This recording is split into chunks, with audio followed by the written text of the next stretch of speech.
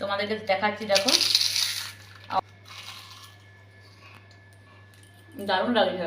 এগুলো এমনি এমনি নিজে নিজেই উঠে গেছে, একেবারে পাতলা হয়েছে। দেখো একদম আঙুল দেখা যাচ্ছে, এপাশ সেপাশে একদম দেখা যাচ্ছে। ওয়াও, দারুণ হয়েছে, দারুণ হয়েছে। নমস্কার বন্ধুরা, অন্বেষা ভ্যারাইটি ভিডিওতে আবার একটু নতুন পর্বে স্বাগত জানাচ্ছি। আজকে একটা দারুণ মজার রেসিপি নিয়ে তোমাদের সামনে হাজির হয়েছি। আশা করছি ভালো লাগবে রেসিপিটা। আর আজকে আমি বানাবো এই 100 গ্রাম সাবু দিয়ে 100 পিস পাঁপড়। এই 100 গ্রাম ছোটো দানা সাবু নিয়েছি, এই 100 গ্রাম সাবু দিয়েই বানাবো আজকে 100 পিস পাঁপড়। তো কিভাবে এই পাঁপড়টা বানাচ্ছি তার জন্য শুরু থেকে শেষ পর্যন্ত আমার ভিডিওটা দেখতে হবে।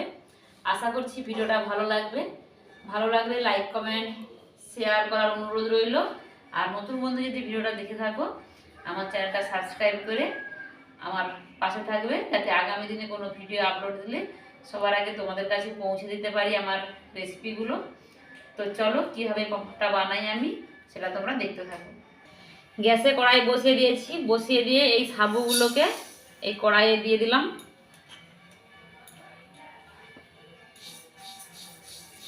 দিয়ে একটু নাড়াচাড়া করে নিচ্ছি।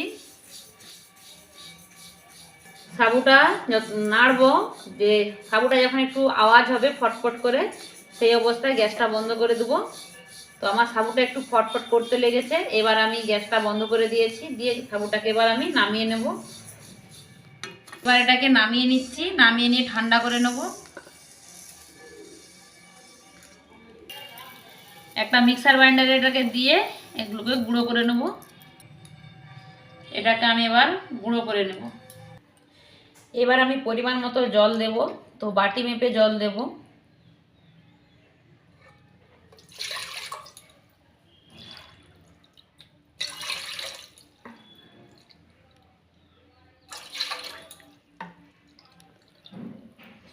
যেহেতু আমি 1 বাটি সাবু নিয়েছিলাম, তো 4 বাটি জল দিয়ে দিলাম। এরপর এই যে সাবুটাকে মিহি গুঁড়ো করেছি, এই সাবুটাকে জলের মধ্যে দিয়ে দিলাম। পরিমাণ মতো লবণ দিয়ে দিলাম। এবার ভালো করে এটাকে জলের সাথে মিশিয়ে নেব সাবুটাকে।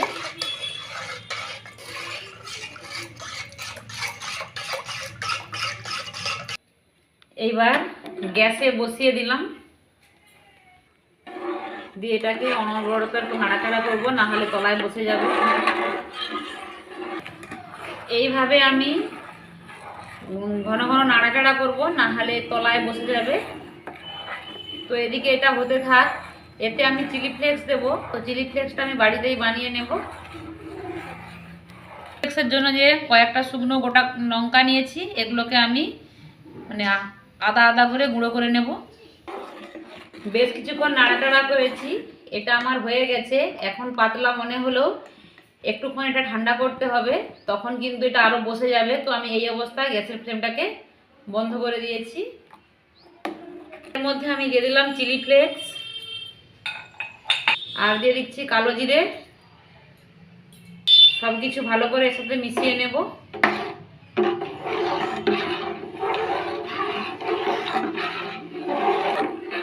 তো আমার সব কিছু ভালোভাবে মেশানো হয়ে গেছে। এবার এটাকে আমি রোদে দেব, পাঁপড়টা তৈরি করব। তো চলো তাহলে এবার ছাদে গিয়ে রোদে পাঁপড়গুলো দেব শুকনোতে। তো চলো বন্ধুরা ছাদে যাই, এবার আমরা ছাদে গিয়ে পাঁপড়টা দেব। প্লাস্টিক পেতে দিয়েছি, এবার এর উপরে আমি একটু ব্রাশ দিয়ে একটু তেল ব্রাশ করে দিচ্ছি, যাতে পাঁপড়টা খুব সহজে উঠে আসে।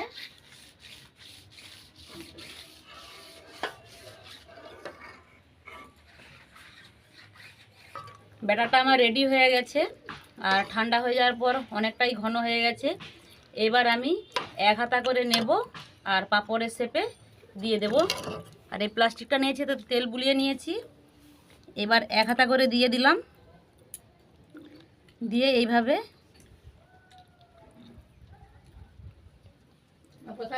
পাঁপড়ের শেপে দিয়ে দিলাম।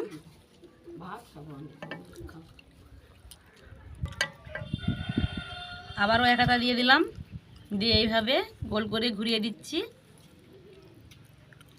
একই রকমভাবে আমি পুরো ব্যাটারটাই পাঁপড় দিয়ে দেব।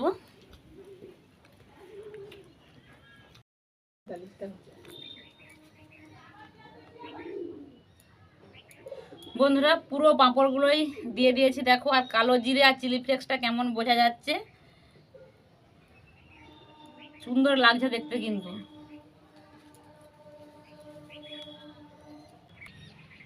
পুরো পেপারটাতে আমার পাঁপড়গুলো দেওয়া হয়ে গেছে। এবার এগুলো রোদে শুকানো হোক, তারপর তোমাদেরকে আবার দেখাবো। তো পাঁপড়টা শুকাক। আমি কালকে দিয়েছিলাম, তো আজকে চলে এসেছি। কালকে দিতে আমার দেরি হয়েছিল, আর আজকে দেখো কালকে রোদ খেয়েছে তাহলে তুলে রেখেছিলাম, আজকে আবার দেখো এমনি সবই উঠে যাচ্ছে, কোনো মানে কিছু করতে হয় না। দেখো এমনি উঠে যাচ্ছে,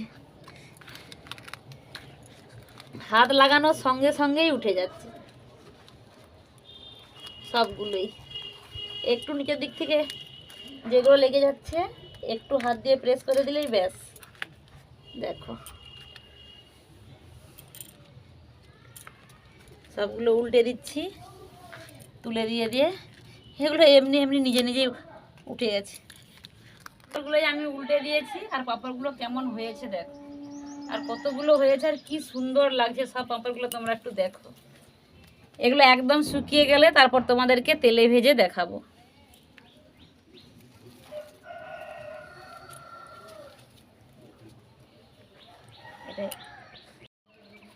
বন্ধুরা পাঁপড়গুলো আমার সব হয়ে গেছে, শুকিয়ে গেছে, আর এগুলোকে সব গুঁড়িয়ে নিচ্ছি আমি। এগুলোকে এবার গিয়ে ভাজবো, আর কত সুন্দর লাগছে দেখো।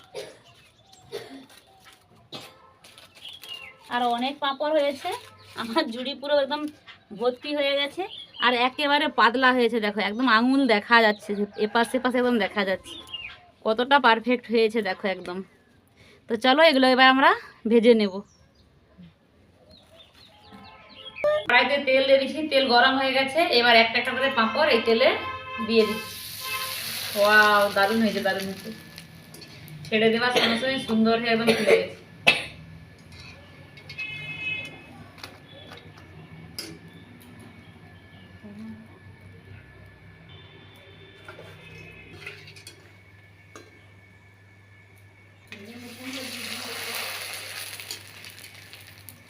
ভেঙে যাচ্ছে, সব পাতলা হয়ে গেছে।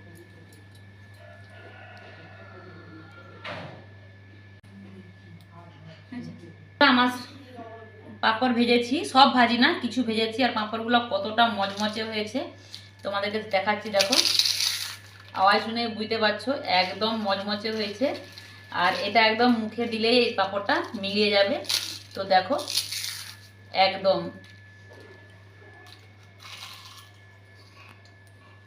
দারুণ লাগছে, আর মুখে দেওয়ার সঙ্গে সঙ্গে মিলিয়ে যাচ্ছে, বেশ ঝাল ঝাল লাগছে, খুব সুন্দর লাগছে। বন্ধুরা আমার এই পাঁপড় রেসিপিটা তোমাদের কাছে কেমন লাগলো অবশ্যই কমেন্ট বক্সে জানিও, আর যদি ভালো লেগে থাকে ভিডিওটা একটা লাইক একটা শেয়ার করার অনুরোধ রইল। আর নতুন বন্ধু যদি আমার ভিডিওটা দেখে থাকো, যদি ভিডিওটা আমার ভালো লেগে থাকে আমার চ্যানেলটা সাবস্ক্রাইব করো, যাতে আগামী দিনে কোনো ভিডিও দিলে সবার আগে আপডেট তোমাদের কাছে পৌঁছে যায় সবার আগে। তো চলো ভিডিওটা আজকে এখানে শেষ করছি, সবাই ভালো থেকো, সুস্থ থেকো, দেখা হবে পরবর্তী অন্য কোনো ভিডিওতে। টাটা।